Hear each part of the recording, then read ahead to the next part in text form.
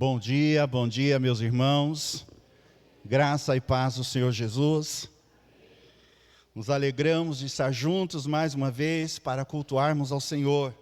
Bem-vindo a todos que estão conosco, a todos que nos visitam, aqueles que estão nos acompanhando pela internet. Que Deus abençoe ricamente a sua vida. Eu queria pedir um favor antes de continuar. Por favor, vire para a pessoa que está ao seu lado, direita, esquerda ou atrás. Saúde ela, diga para ela que ela é bem-vinda, especialmente se é alguém que nos visita, né? Diga para ela, você é muito bem-vindo, Deus abençoe, é uma alegria ter você aqui.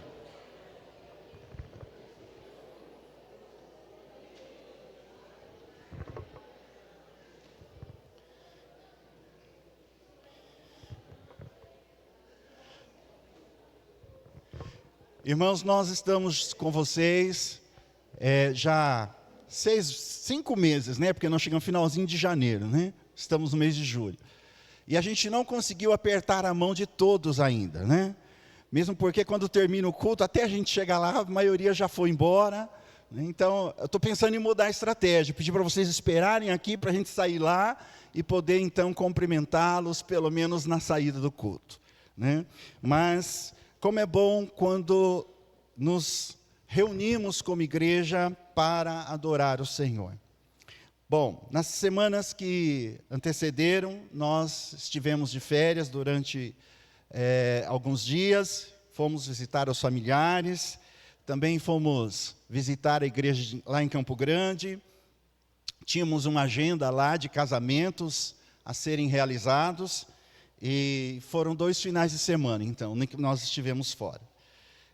Mas é uma alegria retornar para casa, é uma alegria retornar para essa amada igreja, rever os irmãos, o nosso coração se sente aquecido novamente de estar com vocês. Obrigado a todos que oraram por nós, todos que nos sustentaram nesse tempo de viagens. Hoje nós temos a ceia, é um momento especial na nossa liturgia, um momento de celebrarmos a nossa comunhão com Deus, renovarmos a nossa aliança com Ele, né?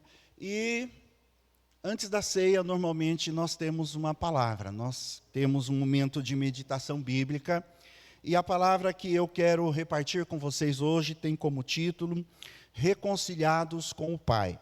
O texto que nós vamos meditar é o capítulo 2 da carta aos Efésios, mas para a leitura nós vamos selecionar alguns versículos.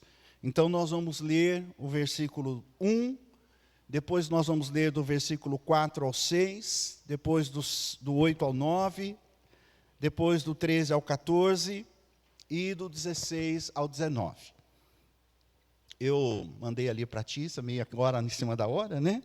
Mas eu já fiz a seleção dos versículos, e eu quero então que a gente possa ler esse texto bíblico e em seguida nós vamos orar.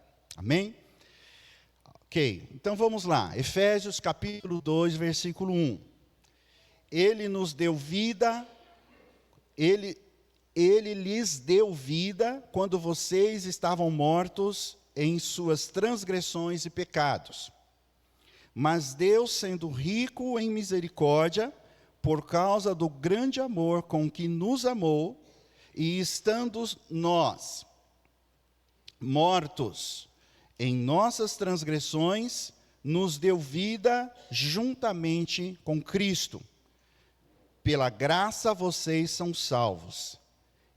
E juntamente com Ele nos ressuscitou, e com Ele nos fez assentar nas regiões celestiais em Cristo Jesus.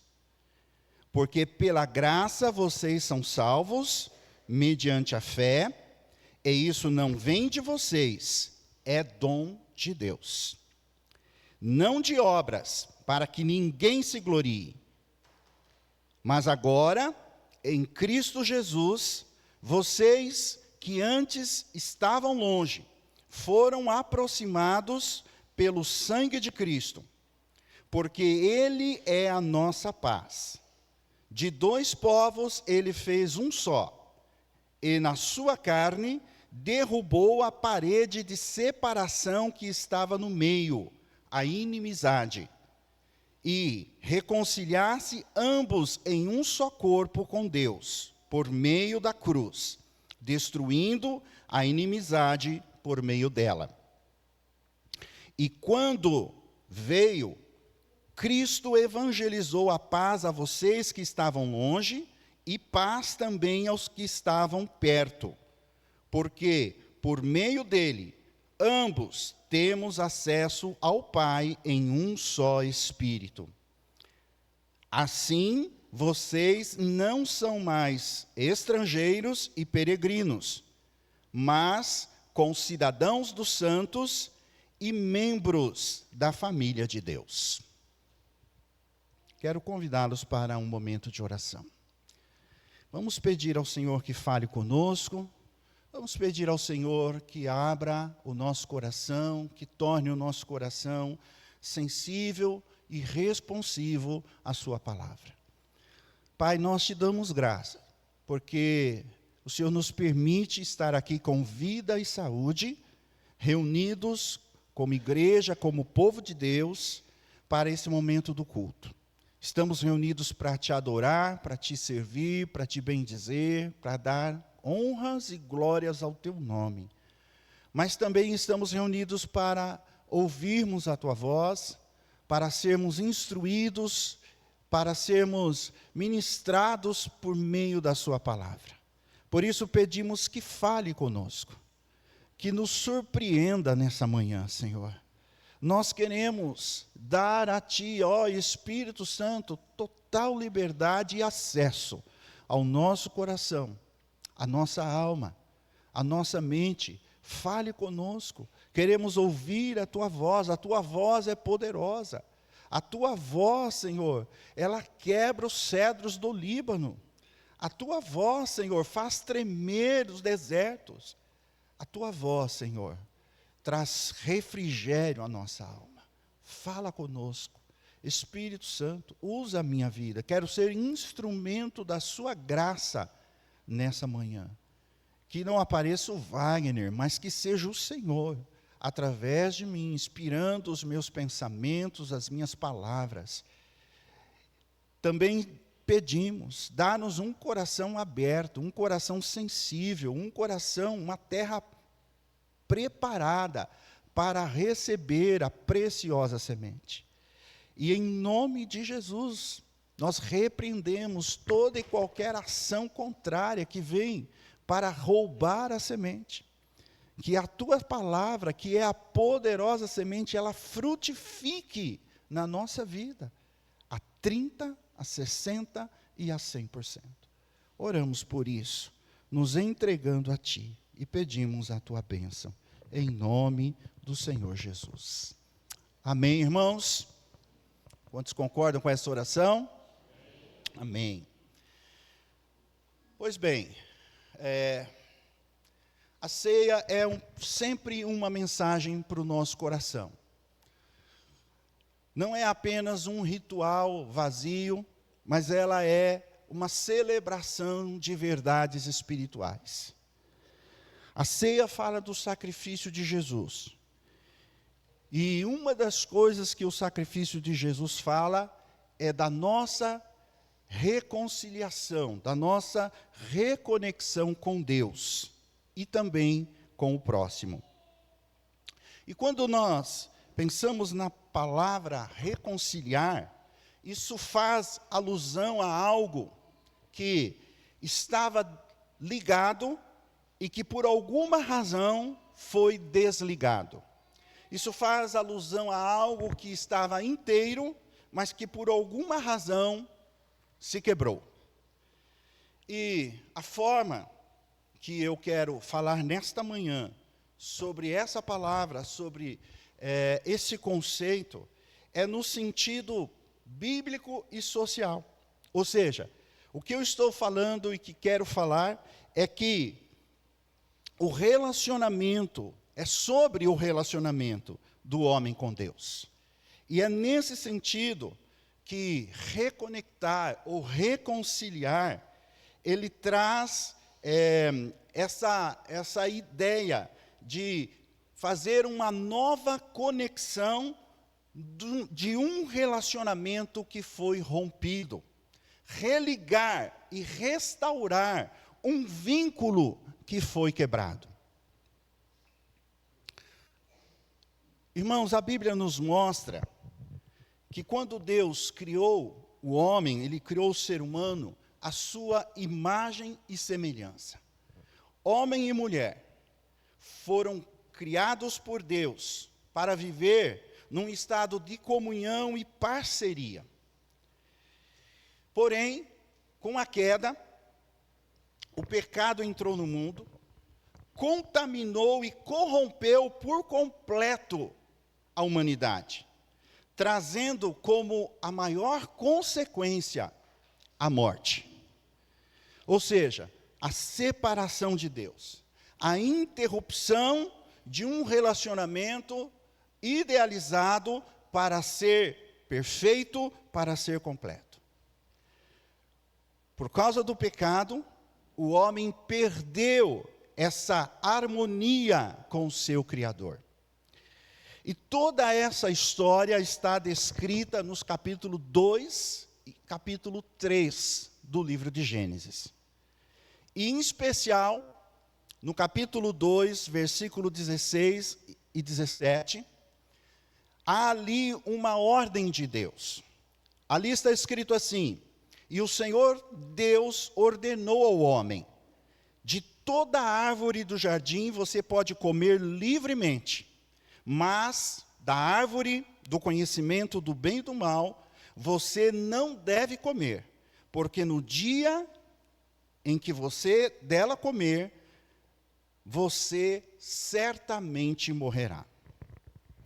Ao desobedecer essa ordem, e ao comer da árvore que Deus ordenara para que não comesse, o homem experimentou, naquele momento, a maior consequência do seu pecado, a separação de Deus. A morte física não ocorreu de imediato. A morte física começou a ocorrer. O homem começou a envelhecer. No entanto, a morte espiritual, a separação de Deus foi imediata. Porque a Bíblia vai dizer que daquele momento em diante, quando Deus confrontou o homem com o seu próprio pecado, Ele também os expulsou do jardim. E o jardim era o ambiente da presença de Deus. Era o local onde Deus, na viração do dia, se encontrava com o homem para um tempo especial de comunhão, de intimidade, de compartilhamento. Só que a partir daquele dia, isto não mais ocorreu. E a Bíblia diz que Deus cercou aquele lugar e colocou uma espada reluzente que guardava o caminho da árvore da vida. E tudo aquilo que havia começado como um projeto perfeito e maravilhoso foi interrompido pela queda. E desde então, o homem teve, e ainda temos, que lidar com a mais terrível das consequências do pecado, a morte. Morte física e morte espiritual. A morte física, como nós a conhecemos, é deixar de existir aqui nesse mundo. É devolver à terra aquilo que pertence a ela. Do pó você veio, e para o pó você vai retornar. Tudo que nós temos neste mundo, aqui vai ficar. Inclusive o nosso corpo. Mas a morte espiritual, meus irmãos, é muito pior do que a morte física. Porque a morte espiritual não se trata de deixar de existir. A morte espiritual é a separação eterna de Deus. Você imagina isso? Deus é a fonte de tudo aquilo que é bom, de tudo aquilo que é maravilhoso, de toda a luz, de todo amor, de toda bondade, de toda graça. Ele é a fonte. Agora você imagina uma eternidade longe dele. Sem amor, sem graça, sem luz. É uma eternidade nas trevas. E a morte espiritual é a pior consequência do pecado. Viver longe do Senhor para sempre. Bom, e é aqui que entra o texto bíblico que nós lemos. Porque quando estávamos nessa condição, longe de Deus, afastados de Deus, Deus interveio de uma maneira singular na história, na nossa história, na história da humanidade. O texto que nós lemos, eu dividi em 4 sessões, e a primeira, os versículos 1, 4 e 6, diz o seguinte: que quando nós estávamos mortos nas nossas transgressões, em nossos pecados, e mortos aqui não está falando mortos fisicamente, mas mortos no sentido espiritual, isto é, separados de Deus, destinados a viver essa eternidade nas trevas, Deus, sendo rico em misericórdia, por causa do seu grande amor para conosco, Ele manifestou a sua graça e Ele nos deu vida. Então você imagina, Deus mudou o nosso status espiritual. Quando estávamos mortos, Ele se aproximou e por meio de Jesus, Ele nos deu vida. Irmãos, é importante pensarmos nisso porque a salvação é um ato de Deus. A salvação não é resultado daquilo que fazemos, não é uma recompensa das nossas boas obras, e ele vai dizer isso mais abaixo.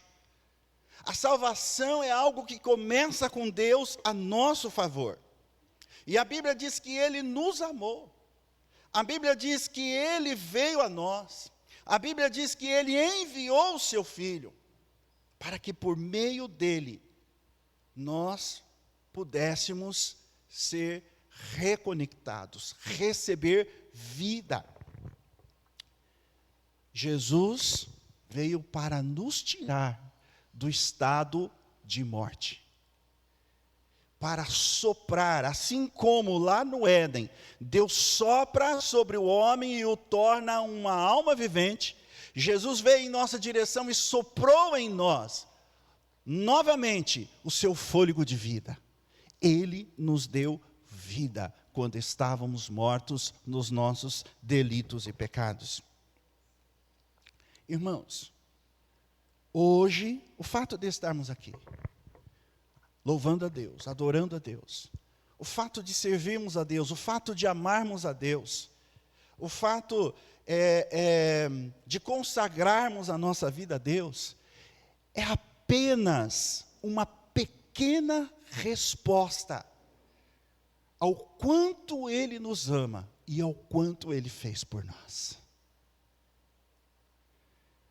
E como diz o apóstolo João, nós o amamos porque Ele nos amou primeiro. Começa com Ele, irmãos.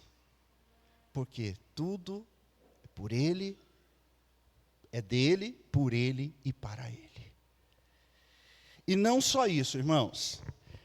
Aqui ainda, nessa primeira sessão, o texto bíblico vai dizer para nós que Deus não só nos salvou, mas Ele nos ressuscitou em Cristo e nos fez assentar nos lugares celestiais. Eu sei que os termos teológicos são profundos, mas quando você olha o capítulo 1, versículo 20, ali está falando de Cristo. Está dizendo que Deus o exaltou e Cristo hoje está assentado nos lugares celestiais.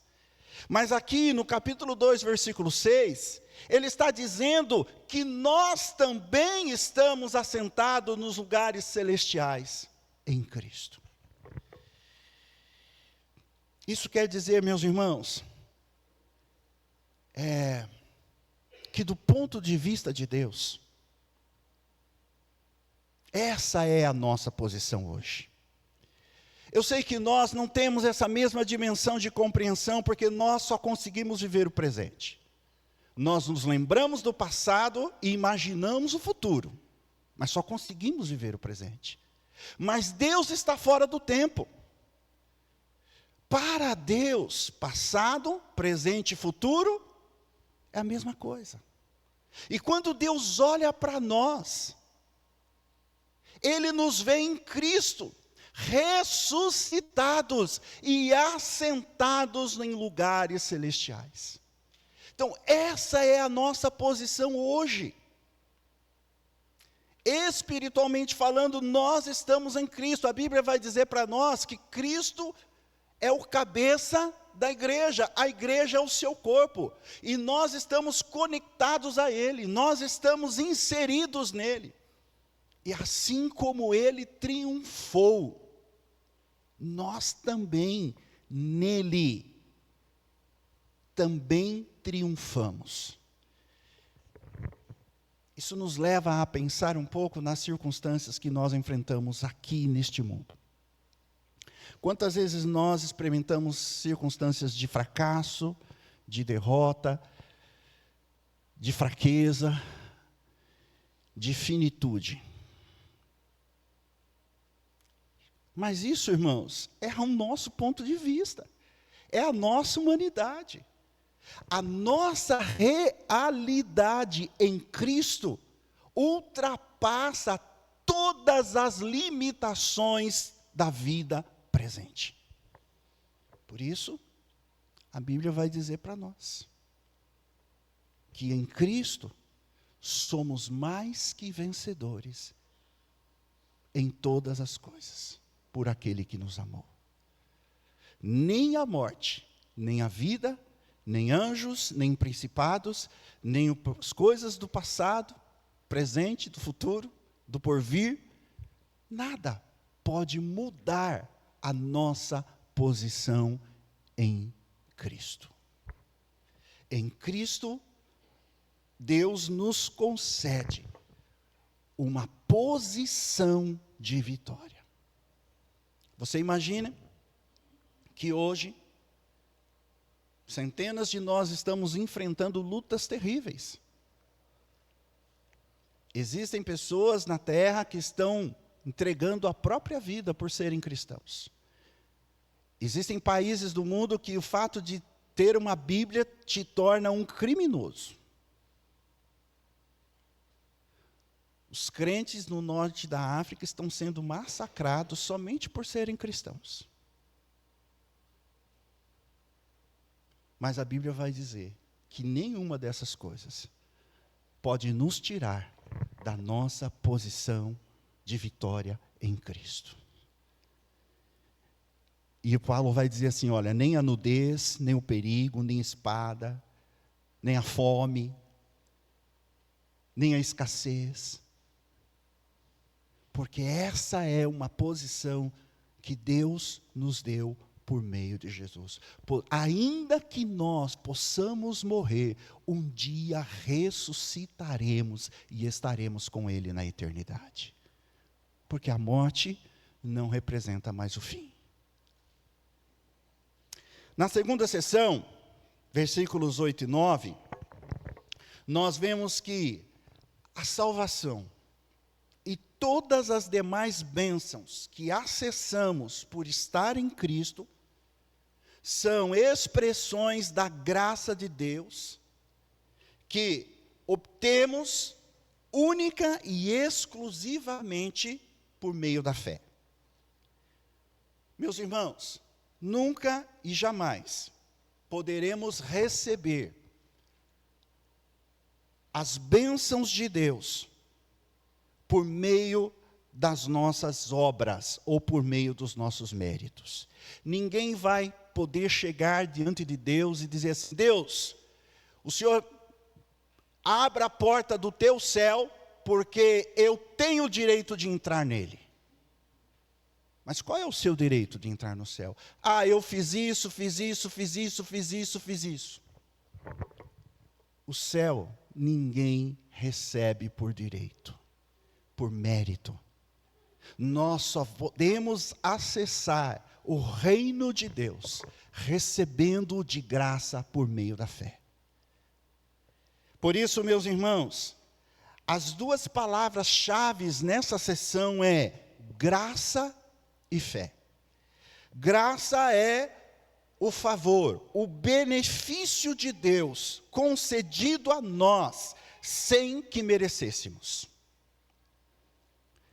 E a fé é a plena confiança e dependência do caráter e da palavra de Deus. É quando eu confio ao ponto de me entregar inteiramente a Ele. Deus nos concede as suas bênçãos pela graça. E nós as recebemos pela fé. A fé é o mecanismo que nos possibilita agarrar, se apropriar daquilo que Deus nos concede graciosamente em Cristo Jesus. Por isso, a Bíblia vai dizer para nós que sem fé é impossível. É impossível, irmãos. Acho que a coisa mais triste que nós podemos encontrar numa pessoa é a pessoa que não crê. E eu me lembro de uma situação que eu fui orar para um homem, e ele estava numa situação terrível, de depressão. E eu disse para ele assim: olha, você está fazendo tantos tratamentos, você está usando tantas situações que seus recursos te permitem, e eu quero falar para você que Deus pode mudar a sua vida. Deus pode mudar a sua história. E ele disse para mim: pastor, o problema é que eu não creio. Meus irmãos, acho que a coisa mais terrível na vida de alguém é quando este alguém foi roubado da sua capacidade de crer. Que é pela fé. A fé, ela não está baseada nas evidências visíveis. A fé está baseada na palavra de Deus, naquilo que Deus diz, no caráter de Deus, em quem Ele é. E quando nós temos essa capacidade de ir além da nossa lógica, além da limitação do nosso raciocínio e acreditar que aquele que prometeu é fiel para cumprir, nós vamos acessar as mais ricas bênçãos do Pai Celestial. Porque é por meio da sua graça que nós somos abençoados. E tudo isso, meus irmãos, conforme diz o versículo 8, é dom de Deus. É dom de Deus. Na terceira seção desse texto, versículos 13 a 17, o texto bíblico, ele mostra uma importante e substancial mudança. Porque ele diz que por meio do sangue de Jesus, ou seja, por seu sacrifício, todos nós que estávamos separados de Deus, e volto a dizer, separados no sentido mortos nos nossos pecados e transgressões, nós fomos aproximados, reconciliados, reconectados com Deus. Ou seja, meus irmãos, Jesus derrubou a parede de inimizade. Ele, como nós cantamos nessa canção agorinha, né, um dos seus nomes, dos seus títulos é Príncipe da Paz. Então, o Príncipe da Paz, por meio da sua obra, do seu sacrifício, ele estabeleceu a paz. Ele promoveu a reconexão do homem com Deus. E isso, meus irmãos, é algo extremamente significativo. Porque você imagina que nenhum de nós temos e nem teríamos condição de nos conectar a Deus.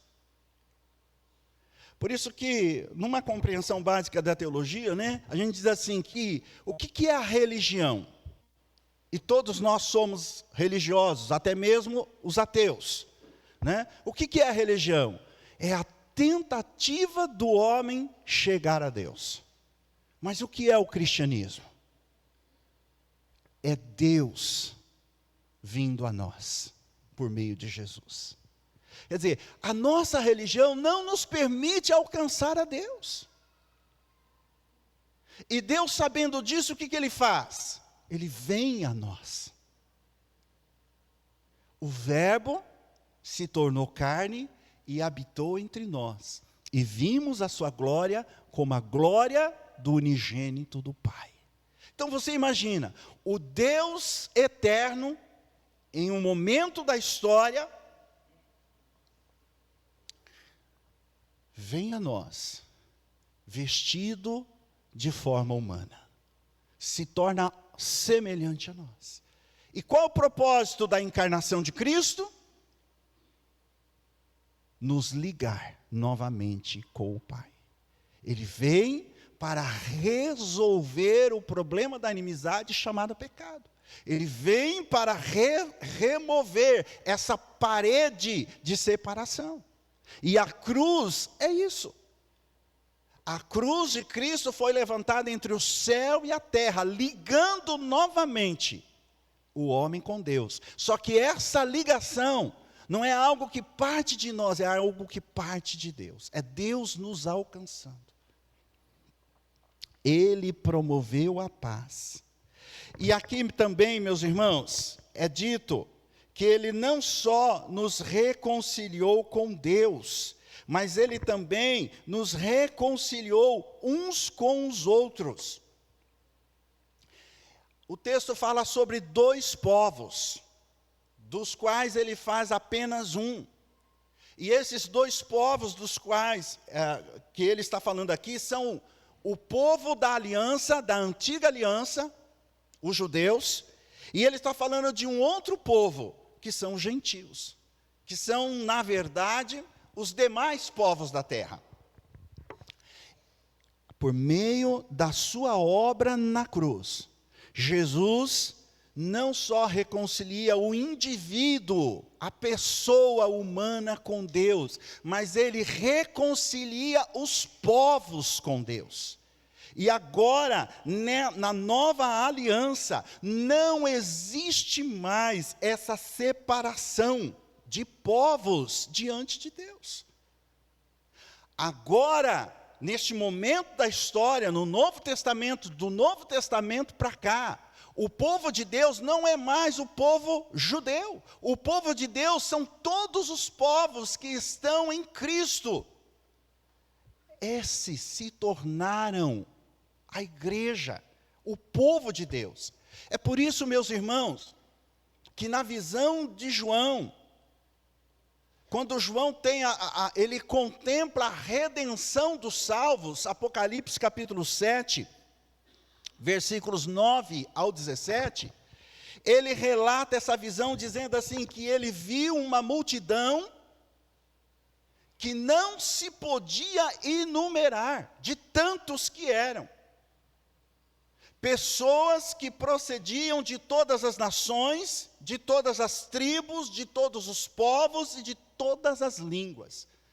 Todas elas vestidas de branco, com palmas na mão, diante do trono e diante do Cordeiro. E elas entoavam um cântico em adoração.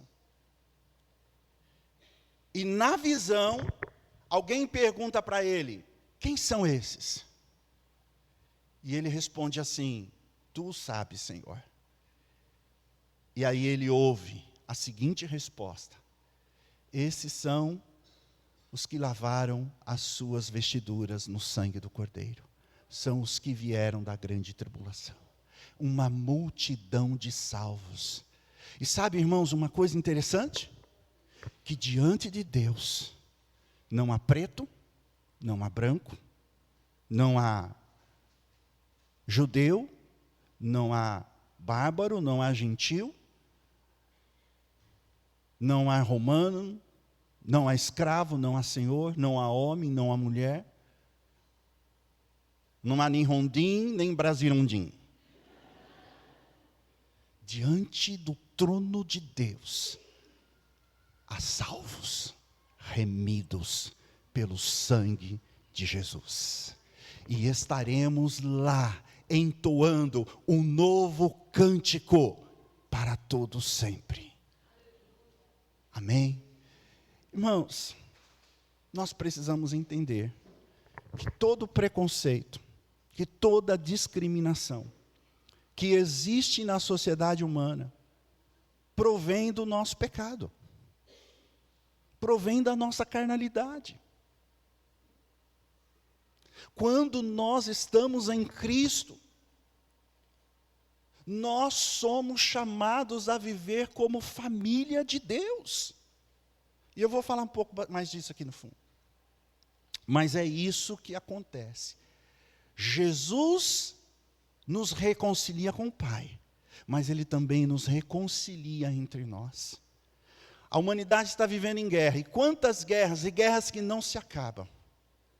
Sabe qual é o fim da guerra? Quando Ele voltar e estabelecer o seu reino sobre a terra. Porque nele todos os povos serão reconciliados. Os homens converterão as suas armas em enxadas. Não é isso que diz o profeta? As suas espadas em relhas. E haverá paz. O seu reino será um reino de paz para todo sempre. Ele é o príncipe da paz. E a última sessão do texto bíblico nos fala, versículos 18 e 19, que agora eu quero dizer, hoje, nesse momento, você e eu, e todos nós, judeus e não judeus, todos nós estamos unidos num só corpo, que é o corpo de Cristo. A igreja, meus irmãos, é o corpo do qual Cristo é o cabeça. E nós, nesse corpo, nós temos acesso ao Pai. Nós podemos acessar o coração do Pai.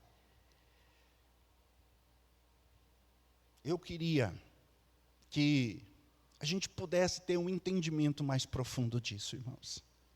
Porque se tivéssemos, isso mudaria a nossa maneira de ser cristão. Sabe,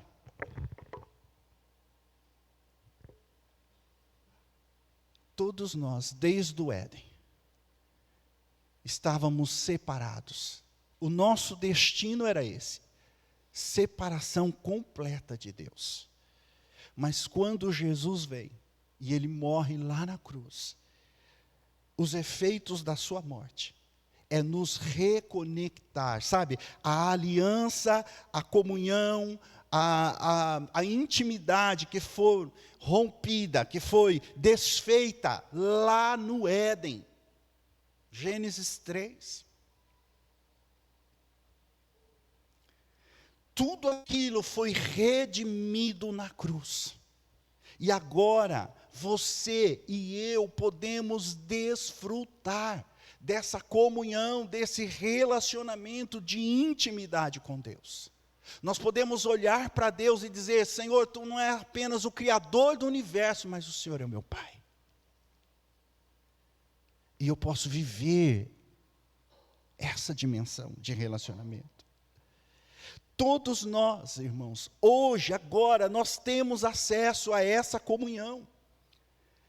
Nós estamos conectados novamente. Nós fomos reconciliados por meio do Espírito. E o Espírito Santo, que foi enviado por Jesus, que se tornou, é o selo da nossa redenção, ele habita em mim, é o mesmo Espírito que habita em você. Não existe 2 Espíritos Santos, e muito menos 10, existe um. E esse Espírito nos conecta com o Pai. Ele nos leva a uma comunhão profunda com o Pai, mas também uns com os outros. De maneira que agora, meus irmãos, em Cristo, todos nós que estávamos perdidos, que estávamos desconectados, separados, desligados, não somos mais estrangeiros, não somos mais peregrinos, mas agora nós somos parte do povo de Deus. Nós nos tornamos concidadãos dos santos, usando a palavra do texto, e nos tornamos membros da família de Deus. E nessa família temos muitos irmãos, muitas irmãs. E isso é uma alegria, é ou não é? O pessoal que é filho único sabe disso, né?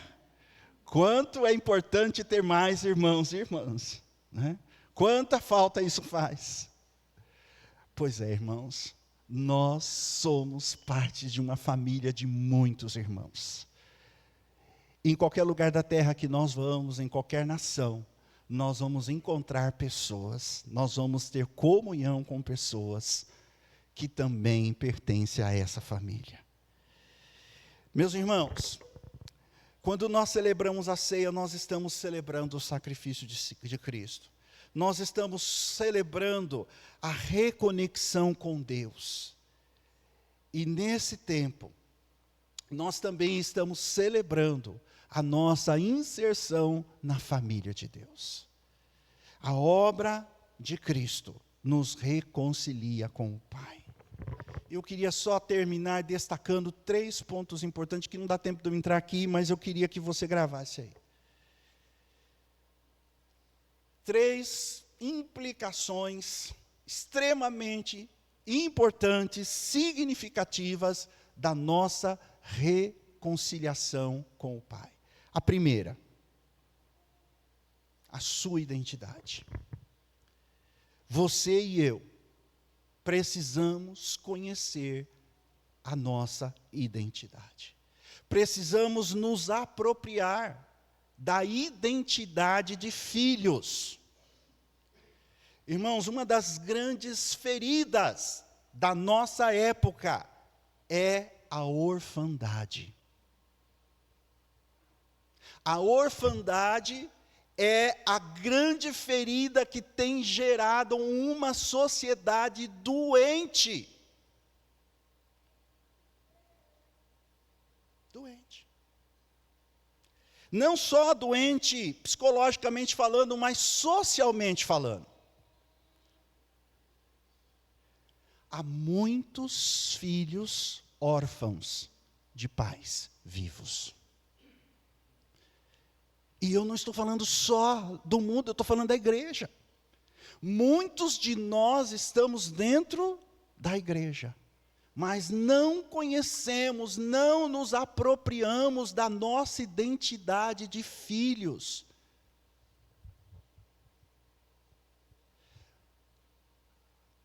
A reconexão com o Pai.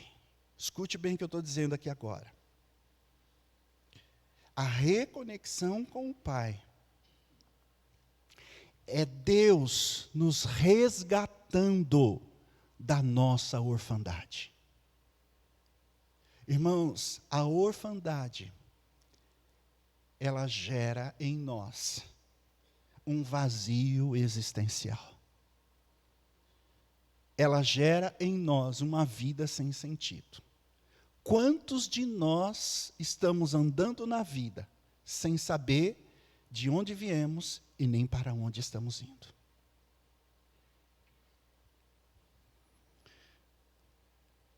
Mas preste atenção, João 1,12 diz o quê?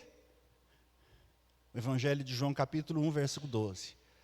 A todos quantos o receberam, deu-lhes o poder de serem feitos filhos de Deus.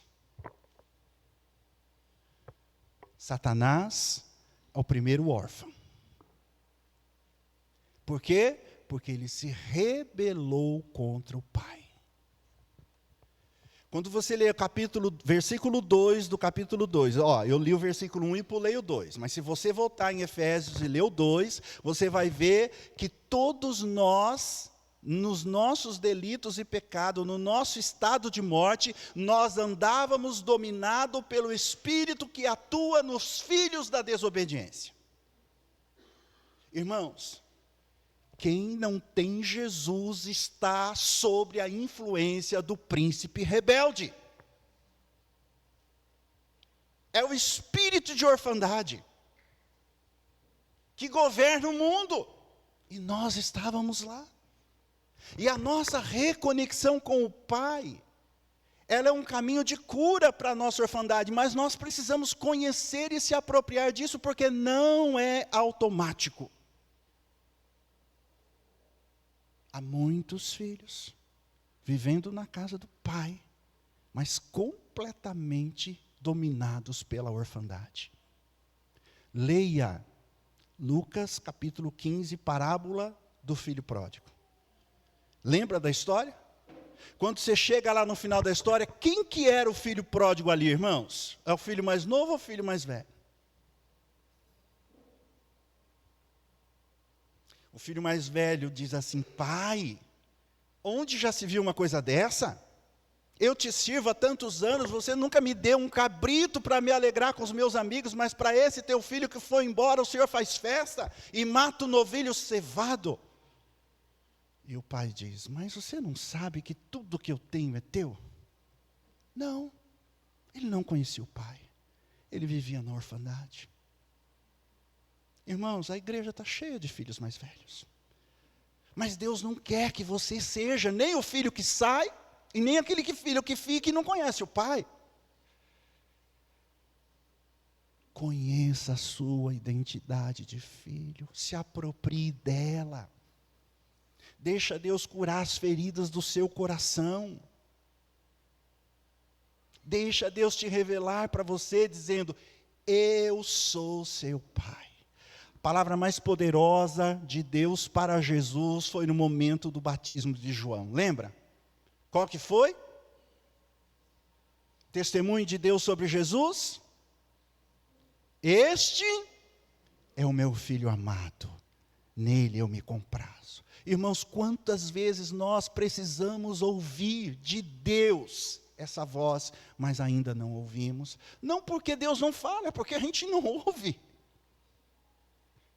Mas Deus está gritando aqui nesse púlpito nessa manhã: eu sou seu pai, você é o meu filho amado. Deus quer nos curar da nossa orfandade. Segunda implicação da reconexão com o Pai: desenvolva um relacionamento de amor e de intimidade com Deus. Meus irmãos, muitos de nós vemos Deus como aquela figura daquele senhor alto, forte, grisalho, poderoso, sentado num trono, olhando para nós, esperando o momento da nossa falha e apontar o dedo e dizer: olha, está vendo o que você fez de errado? E agora eu vou te punir. Meus irmãos, a Bíblia fala que nós temos que ter temor de Deus, mas não ter medo de Deus. Os demônios tremem e estremecem. Mas olha, veja bem, o Evangelho de João diz assim, que o amor lança fora todo medo. E aquele que tem medo não conhece o amor. Nós não nos relacionamos com Deus por medo de ser punidos, por medo de irmos para o inferno. Nós nos relacionamos, o nosso relacionamento com Deus tem por base o amor. Ele nos ama e nós o amamos.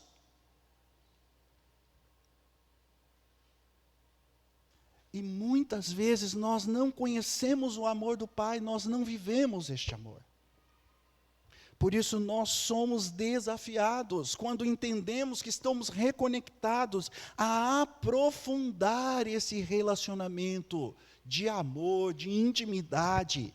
Irmãos, o tempo devocional na nossa vida, ele não é uma regra. E não deve ser uma coisa que você fala, agora eu vou lá para o meu devocional, eu vou ler a Bíblia, eu vou orar, e quando você termina, graças a Deus terminei, só amanhã agora. Nós somos chamados para a intimidade, é um relacionamento, é o lugar onde você entra, e você anseia por entrar, e você se entristece quando tem que sair daquele momento de intimidade, porque você está com o Pai.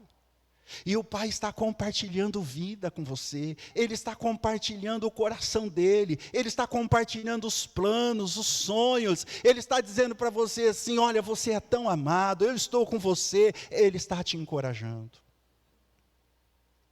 Mas o Pai não é só aquele que encoraja, né, irmãos?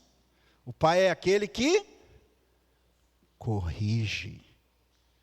E às vezes nós precisamos de correção. Quem aqui não precisa de correção? Todos nós precisamos, irmãos. E a correção do Pai, sabe o que é? Expressão de cuidado, expressão de amor.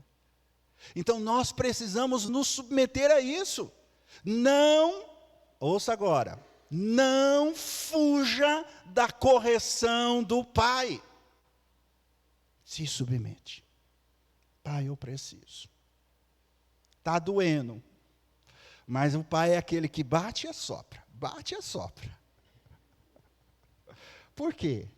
Porque a correção é para que nós sejamos participantes, como diz Hebreus, da sua santidade.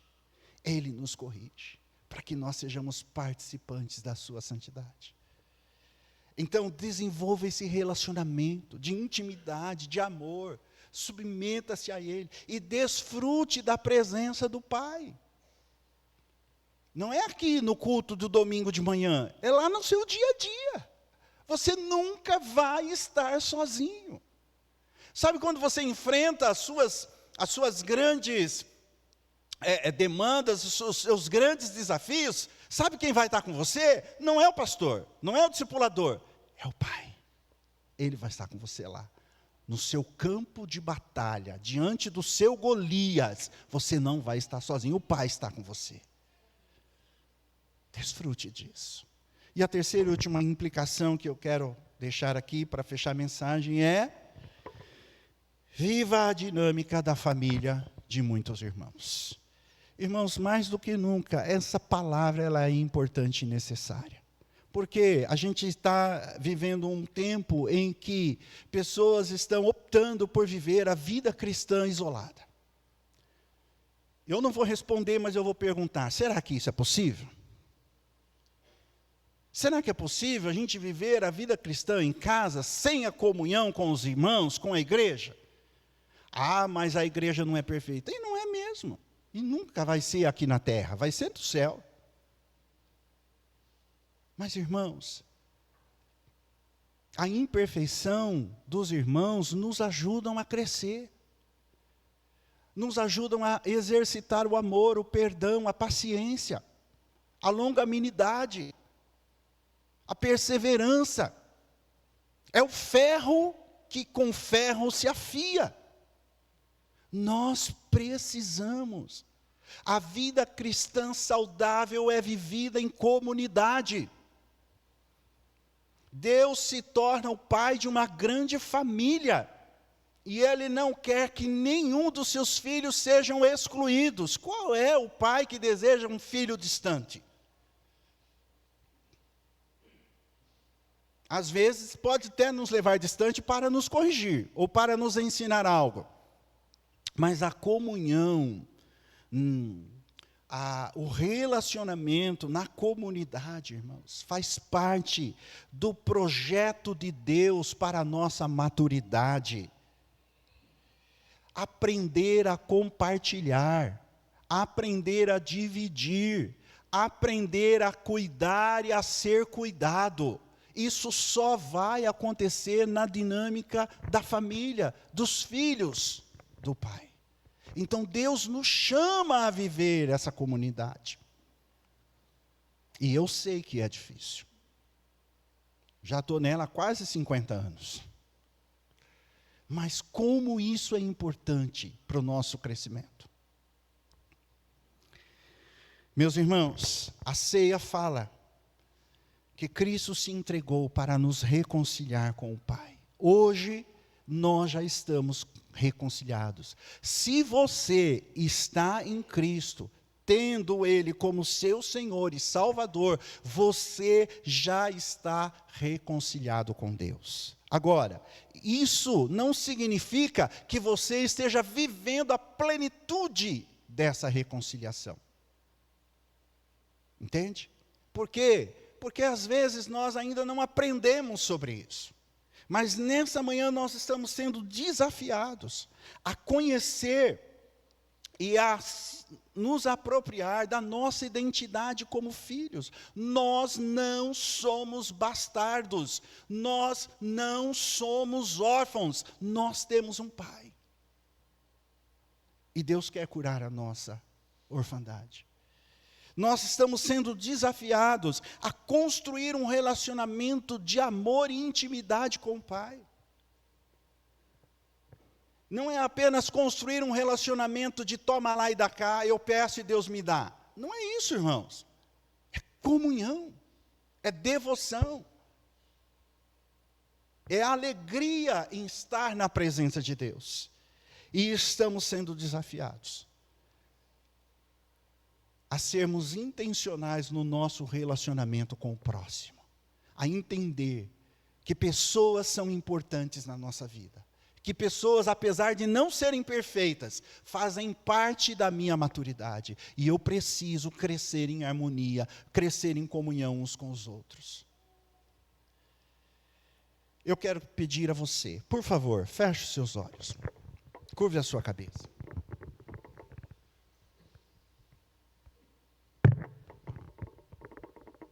Tente identificar pelo menos uma coisa, um ponto, que Deus está falando com você através dessa palavra, através dessa mensagem. Algo que toca o seu coração de tudo que você ouviu. Tente identificar pelo menos uma coisa.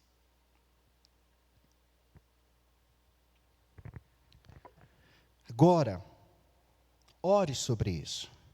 Fale, Pai, eu sinto o Senhor tocar o meu coração a esse respeito. E eu quero pedir ao Senhor que me ajude a crescer neste ponto da minha vida. A crescer nessa prática, nesse entendimento. Ore sobre isso agora. E eu vou orar por todos nós. Pai, obrigado pela palavra que o Senhor nos envia. Nós a recebemos com alegria e com gratidão. E que a palavra que o Senhor liberou nessa manhã, ela prospere para o propósito do Senhor nas nossas vidas. Ou seja, tudo aquilo que o Senhor quer fazer em nós por meio da tua palavra, faça. Nós mantemos o nosso coração aberto e disponível para isso. Eu não sei o que individualmente o Senhor está tocando e tratando na vida dos meus irmãos, das minhas irmãs que estão aqui. Mas eu oro para que haja resposta, Senhor. Que haja transformação, Senhor. Que haja cura, Senhor. Que haja libertação, Senhor. Que haja posicionamento, Senhor, na vida de cada um de nós. Muito obrigado. Em nome de Jesus. Amém.